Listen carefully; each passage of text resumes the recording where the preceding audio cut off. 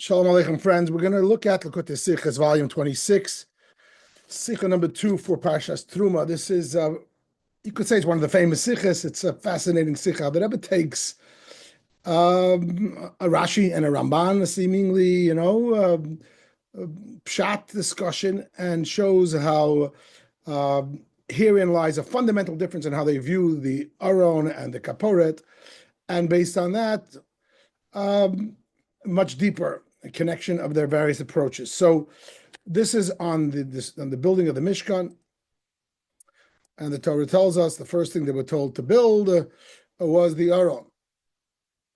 The language is you should make an Aron, and it tells you all the details, its height, its width, its length, etc. And then the section concludes, and you should put into the Aron the Luchas, the testimonial tablets. Nominally, the Aron is done. The next Torah says, and you should also make a kaporet, which was the covering, and the kaporet had the cherubs and everything else, the kruvim, and you should put the kaporet on the Aron above, and into the Aron place the testimonial tablets. So there's an obvious question, which is why it's bolded. That section seems to be totally repetitious. It already said at the end of the description of the building of the Aron, before we started the kaporet, you should put into the Aron the testimonial tablets. They're already in. Why is it repeated again? So Rashi and Ramban handle this in different ways. Rashi, I'm going to start with Ramban because Ramban seems to be more simple, more logical, if you will, almost. Ramban says, you know why it's repeated here? Because it's only placed here. Even though when you finish making the Aron, it told you to put it in, but not really. You have to make a covering.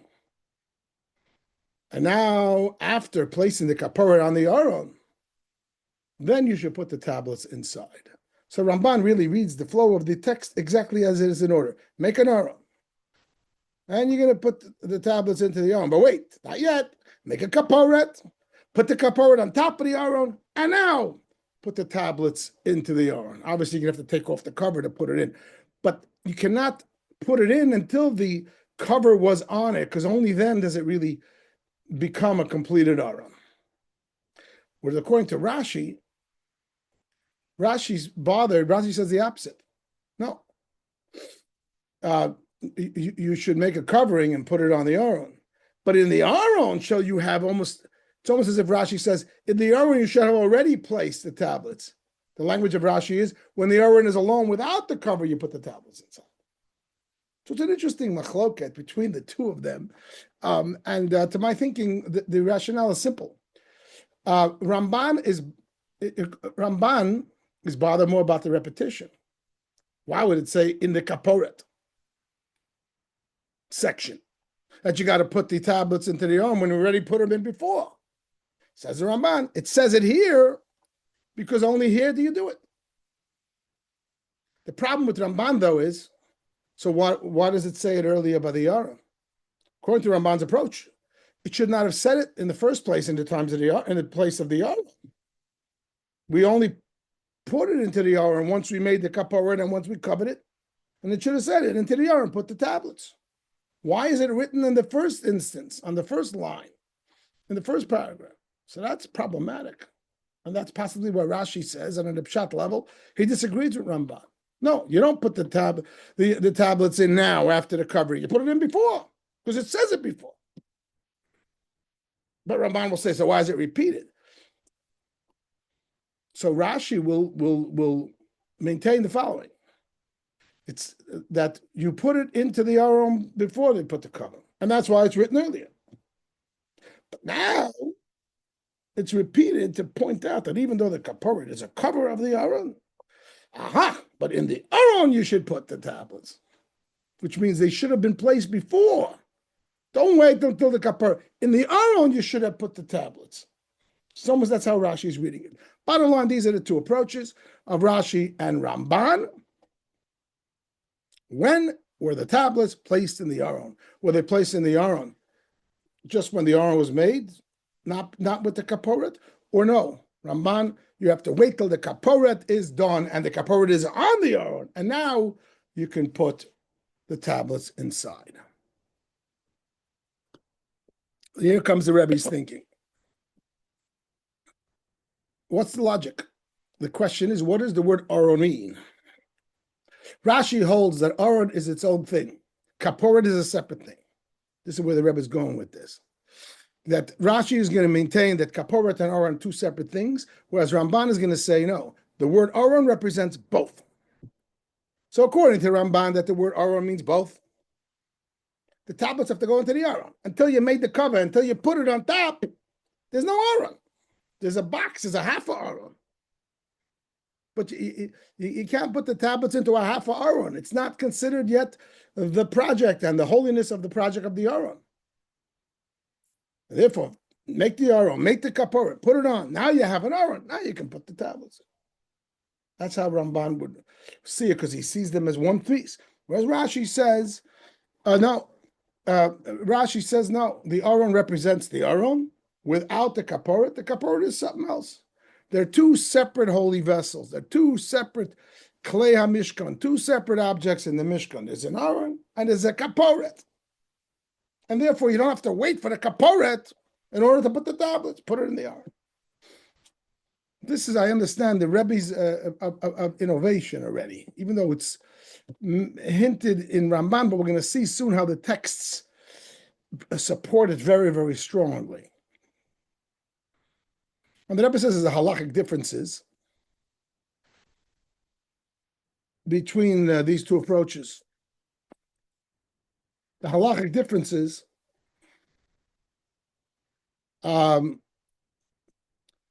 between these two approaches of whether the ark and the kaporet are two separate things or whether they're one thing. What's the difference? The first thing the Rebbe brings down, borrowing from the rugged Shavar, that according to Rashi's approach, being the kaporet and the aron are two separate vessels, the kaporet is a klei sharis, which means it's a vessel with which a service was done. The aron is not necessarily a klei sharis. Nothing was done with it. It just sat there. It was the battery pack of the holy temple. Klei sharis means an object that's used for the service, like the menorah and the showbread table and the altars. You do something with it. The principle is that something that is used for a service has to come from monetary funds that belong to the entire congregation, because it's a service on behalf of everybody. But something that's not a klei sharis, that's not used for a particular service, can be a donation from one individual. So they're going to split the difference. Rashi is going to say the aron can be donated by Betzalel. In fact, it seems that Betzalel is the one who made it, and Torah gives him credit, because the aron is not a ministering vessel. It's just the battery pack of the temple. It's like the walls of the temple. It's not a ministering vessel. Whereas the kaporet it was used for a service. When on Yom Kippur they would sprinkle the blood, etc. And being now that it's separate apart from the aron, it cannot come unless only from communal funds. Whereas according to Ramban, the aron and the kaporet are one thing, and one can argue that the entire thing is a ministering vessel. That's the way I understand this. And therefore, the entire thing cannot really belong to one individual's contribution. So that would be halachic difference number one. Halachic difference number two is very simple. What's the kavanah when you're building it? When you're building this, you have to have kavanah. Just like when the sofer writes in the Torah, he has to constantly remind himself that I'm doing this, the shem mitzvah sefer Torah. I'm doing this for the mitzvah of writing the Torah or tefillin. Or when they do the matzahs, you have to every once in a while say the shem matzahs mitzvah. Certain things that requires kavanah. When you're building the Mishkan, you have to have the kavanah that I'm doing this for the mitzvah of building the menorah, building the mizbeach. What's the kavanah when I'm building the kaporet? Is the kavanah that I'm doing the mitzvah of building the kaporet? Is that a separate mitzvah? Or is the kavanah that I'm doing the ark? Because it's part of the ark. So Rashi would say it's the ark. It's one and the same. It's two separate, and the Ramban would say that they are one vessel. So that would be another difference. Difference number three. There's a rule that you're not allowed to make a replica of any of the vessels in the Mishkan, or the temple. Parenthetically, I remember I was standing at the Rebbe was standing at Dollars. You see a video where somebody came by and brought a replica of the Samamoni Haktoidis, of the incense that was in the temple, the way it's described in Parshas Kisisa. Some kook, I guess, who's very spiritual and he thinks he's very biblical and prophetic. Maybe he thought he was Mashiach, I don't know. But he brought a replica of the 11 spices, incense that were used in the temple. And he was very proud to give it to the Rebbe. And the Rebbe right away, very politely, refused it. But before, the Rebbe turned to Rabbi Yamin Klein, Rabbi Shalom, as it was passed to him, because he would put it in that bag of the gifts the Rebbe would receive. And the Rebbe says to him in Yiddish, Das wird man davon zurückgeben. We're going to have to give this back. The Rebbe said it in Yiddish, so he didn't want to offend the guy. And then very patiently, the Rebbe said to the man, I cannot accept this because we're not supposed to make a replica. And that's an important thing. You can't make a replica. However, the rule is the prohibition is only if it's an exact replica. If it's not the same, if it's not made to size, and it's not exactly the same. So, for example, if I want to copy the menorah in the Beis Hamikdash, but if I make it 8, 9 branches like Hanukkah instead of 7, that's okay. Like they did in 770. It's also made of a different material. It's made of copper, not made of gold. That may also make a difference. The prohibition is only if it's an exact replica. Someone makes a menorah like they have in 770, but it's made of gold and it's made to size and it has all the whistles, bells and whistles of the temple menorah, that would be a big prohibition. Parenthetically, again, I'm remembering when that menorah was first brought, everyone knew that it's being created by Mr. Picard and everyone was looking forward. I don't remember what year, probably 1988 or 87, 88, 89. So we were yeshiva boys. We knew that it's coming. Everybody was excited that the Rebbe is going to get a menorah that looks just like the temple menorah. And this is after the Sicha of the Rambam, that the menorah is on an angle and that the cups are upside down. And he made everything according to the Rebbe specs, based on the Rebbe explains the Rambam. So there was a lot of excitement. But the menorah wasn't ready in time. And it only showed up on day 6. So day 6, the Rebbe is standing after Mincha, they're lighting up the menorah. And there's a beautiful menorah. It looks mamish like the Beis Hamikdash, according to the Rambam, according to the Rebbe. It was a special moment. And they're singing Hanedus Halolu, and the Rebbe is watching as he does. But you can see the Rebbe is looking very, very strongly and examining it. And then he calls over Rabbi Groner, Rabbi Shalom, and he instructs him to take down the shamish. It was a very strange thing. It took Rabbi Groner a while to understand what the Rebbe is saying, because why would you do that? The Rebbe instructed him to take down the shamish. And he did. My understanding is that the Rebbe was bothered. This is so close to the Beis Hamikdash menorah, even though I don't think halachically it's an issue, because it wasn't made of gold, it's made of copper. And it's not a 7 branch, it's a 9 branch, because it's 8 plus the shamish. But still, by the Rebbe, everything has to be completely, no trace of any, God forbid, prohibition.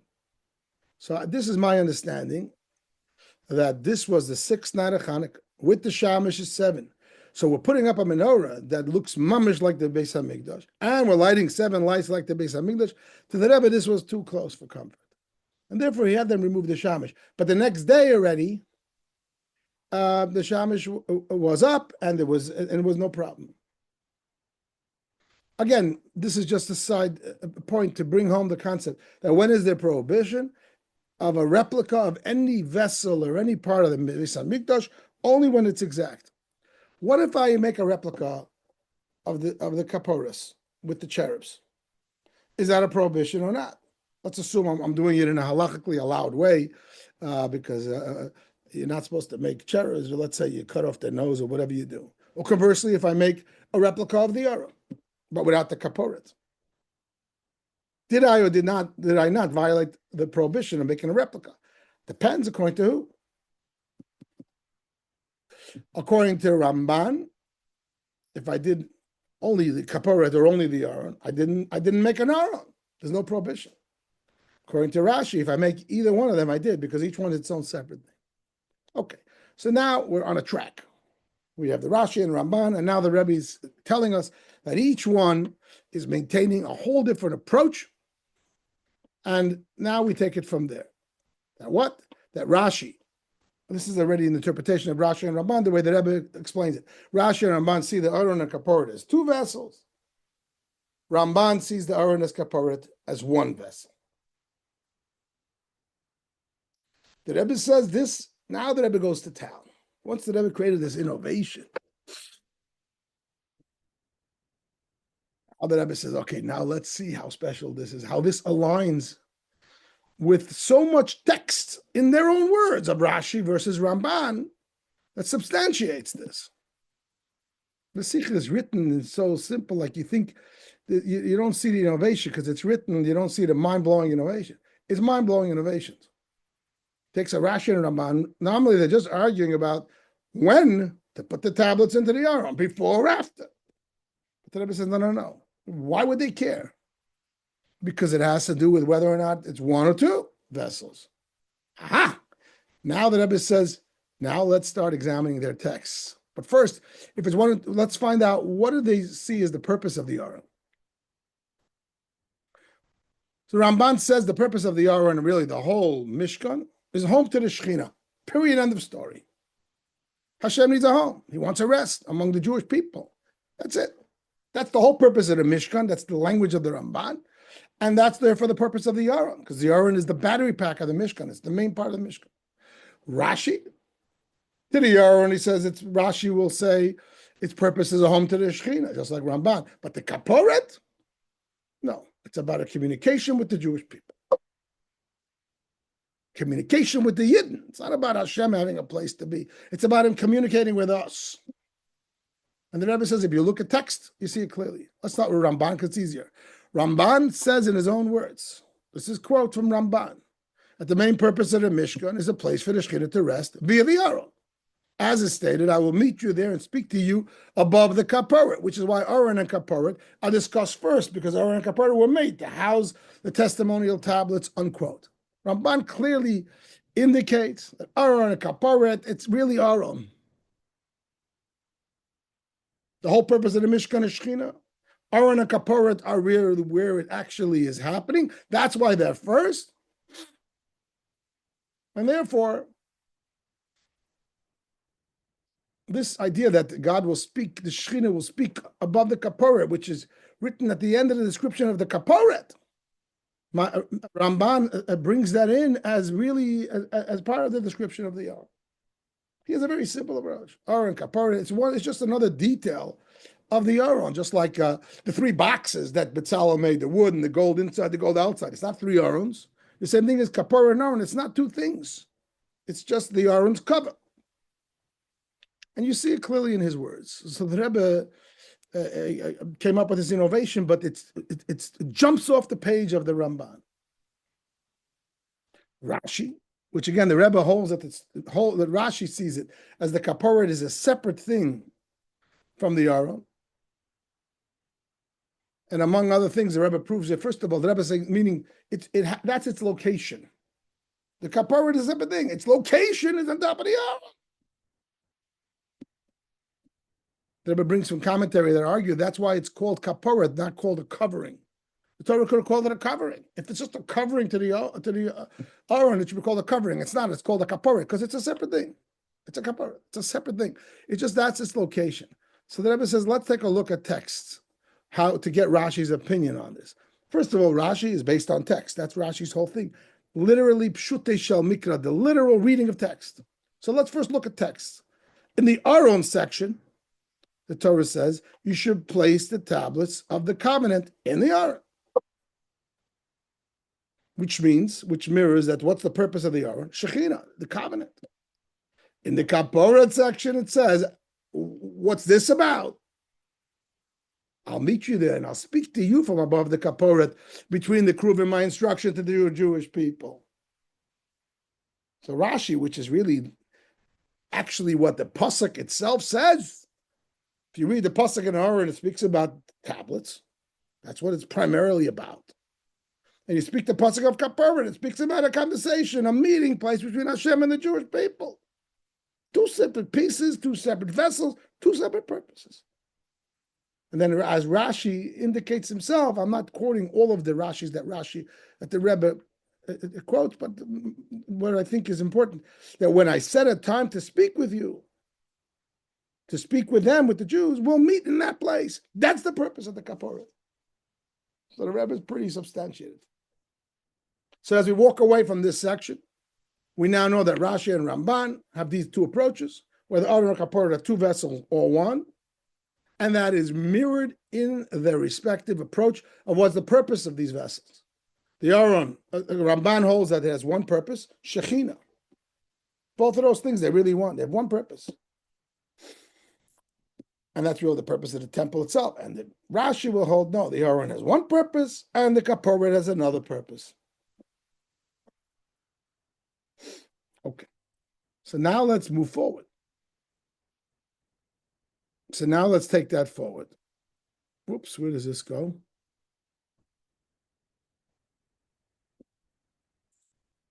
This is in the wrong place.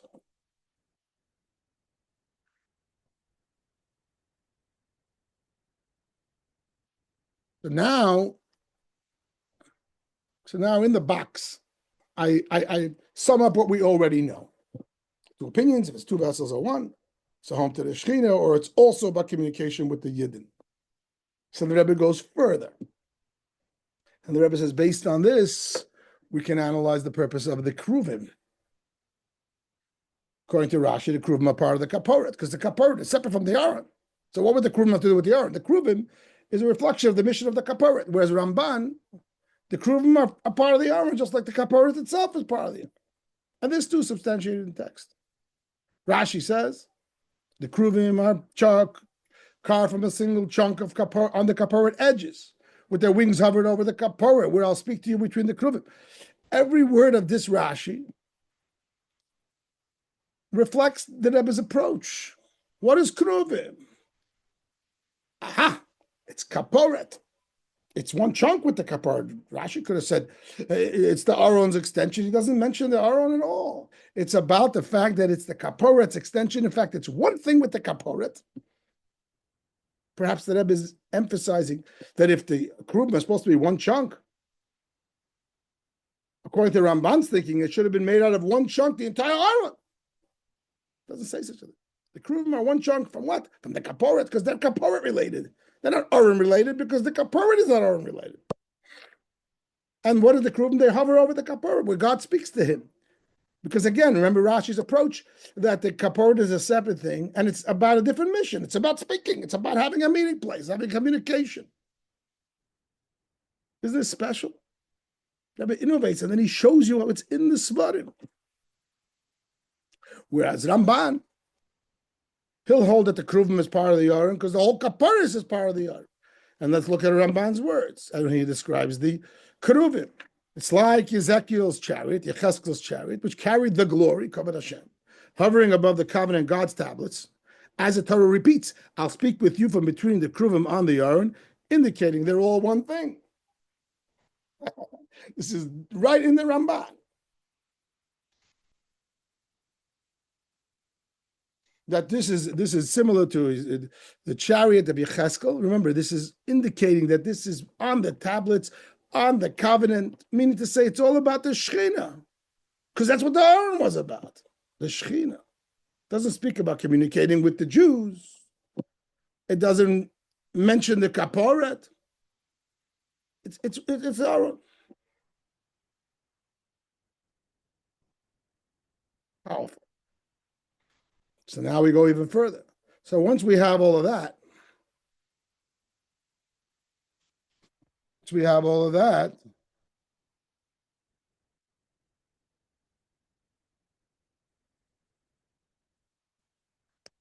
so now the Rebbe brings it home.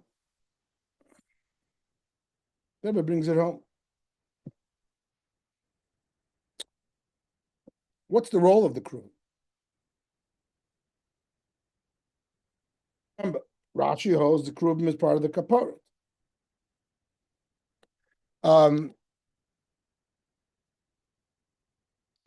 Ramban holds as part of the Aron.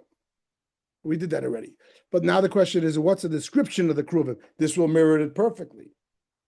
Rashi and Ramban have a separate machlokes of what the Kruvim look like. Rashi holds they were the faces of children. The Ramban holds they look like angels, cherubs. It lines up perfect.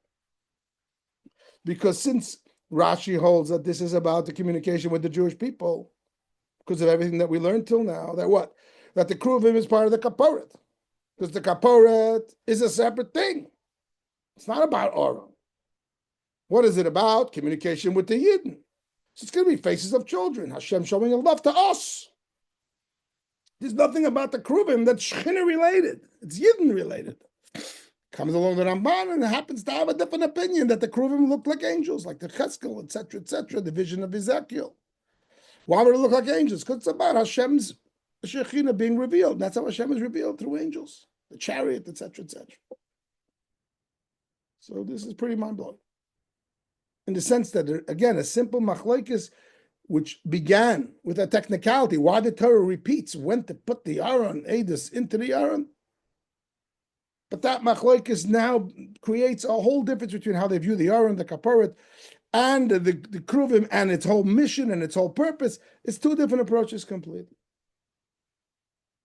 And this lines up perfectly with their opinion on the Kruvim, of what they looked like. Says the Rebbe, and this is the Chassidus. And this becomes like the home run, if you will.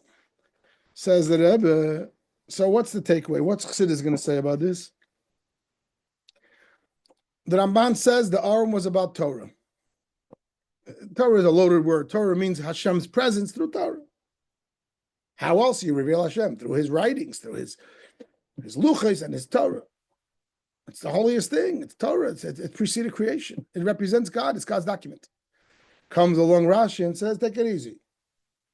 The Aron is about Torah. The Kaporos is about the Jewish people. So to speak, as separate and apart from Torah. This goes into the famous discussion. How are Jews connected to Hashem? Is it through Torah or they have a direct connection?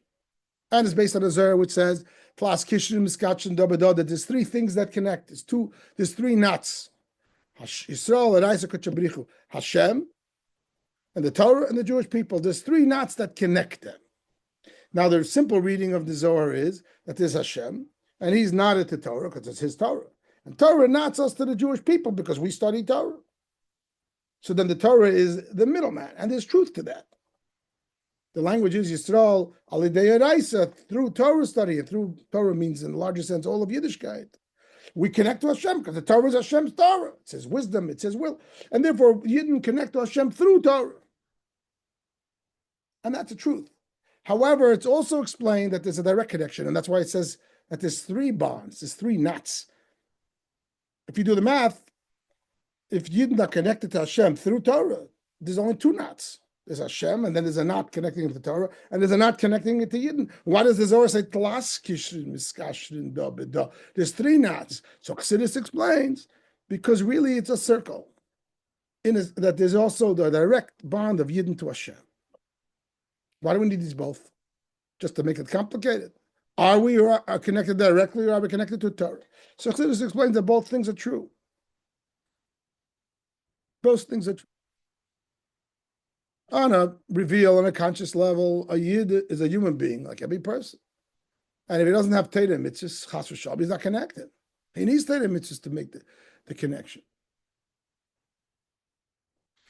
However, in essence, a Yid is connected to Hashem because a Yid is a Chelek al kamim mal mamash. He's one with Hashem. His neshama, even his body, is chosen by Hashem, and it's Hashem's child. Imagine the king wrote a book for his only child, for the prince, heir to the throne. And he has two things that are precious to him: the prince and this book that he wrote, which is how to live the royal life. And everyone knows that in that book he put his wisdom, he put his essence. It's Gabaldic, it's unbelievable. And he gives the book to the boy, and the boy will now become heir to the throne, because he'll have the book. Without the book, he's going to be lost. He might live like a peasant. The book's important. But if you analyze it, yes, in a sense, the book connects the prince to the king. But ultimately, it's all about the prince. Why did he write the book to begin with? Because he has the prince. So in a sense, even without the book, the prince is connected directly. This is reflected in another famous Zohar, that there's two things that preceded creation, Torah and the Jewish people. And that is the purpose of creation. They're hinted in the word Bereshis, Beis Reshis, two things that preceded the Jewish people and Torah, and the biblical verses say that Hashem, that these are two things that came before creation. It means obviously the souls of the Jewish people. But then the Zohar says, which one of those is first? And the Zohar concludes, the Jewish people came first from among those two as well. So in Chassidus, this takes us to town, and it's a very big deal in Chassidus, that ultimately means Yisrael Kadmu, that's the language, that they preceded everything. That's their ultimate purpose. It's not a matter how much they preceded on the watch, because there's no time, it's pre-creation. But it means they preceded in Hashem's thought process. They are the real purpose. In my analogy of the king, of the prince, and the book, the king is about to have a prince, or he has a prince. Aha! He writes a book to express to the prince his ideas and his love and his will and his mission. Even though if he didn't have the prince, he didn't have to write the book. He has it in his head, let's call it.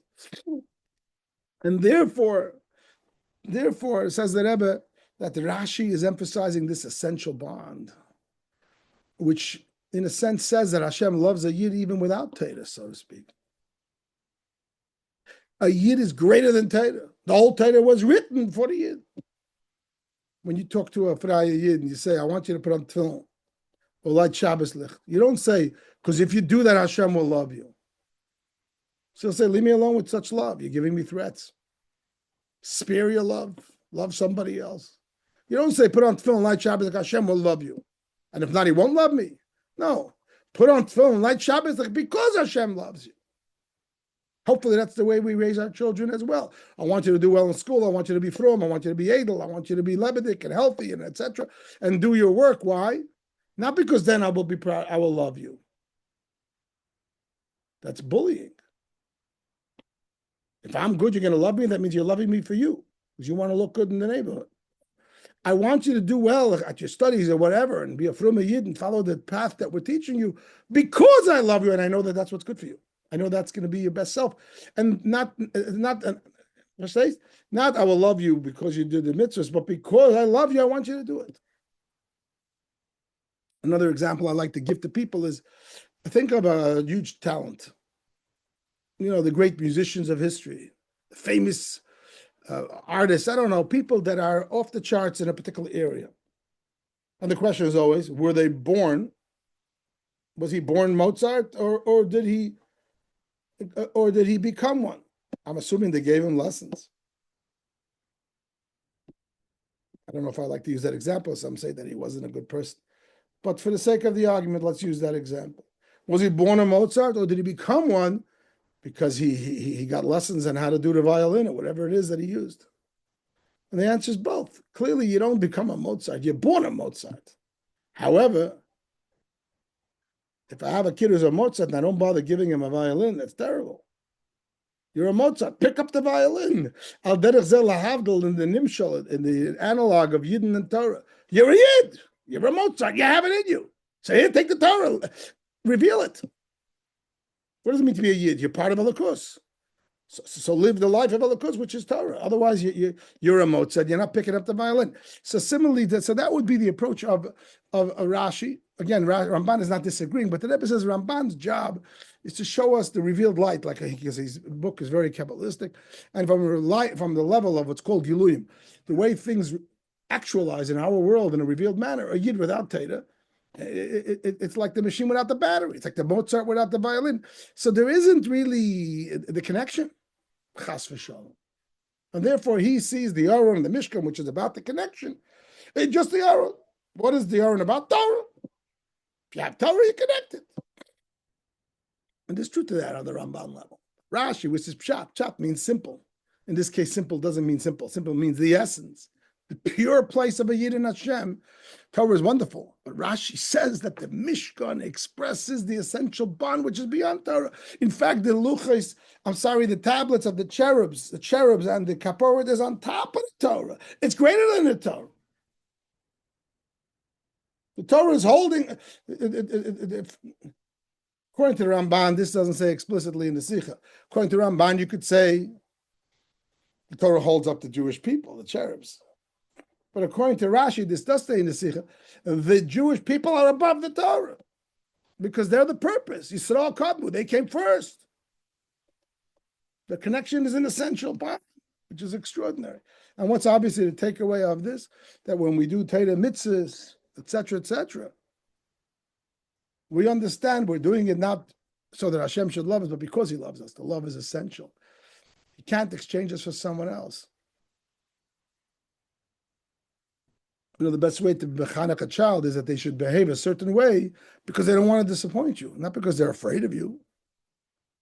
I would suspect that that's the reason, that's how we were raised in our home. We knew that our parents have certain values, which are very strong. Frumkeit, Chiddushkeit, Edelkeit, whatever it might be. And we knew that they loved us. We knew they would love us no matter what we did. We knew that, hopefully, because that's what a healthy parenting relationship is. We didn't do it so they should love us. We did it because they love us. They love us so much, especially my father's Zayin Gesund. If you know my father, he has certain values and it's very strong. And his love for us was very strong. We didn't want to disappoint him. We wanted to make him proud. If we wouldn't do it, he'd still love us, but he won't be proud. And that's the relationship that Hashem has with every year. The Sicha is unbelievable. Thank you for watching.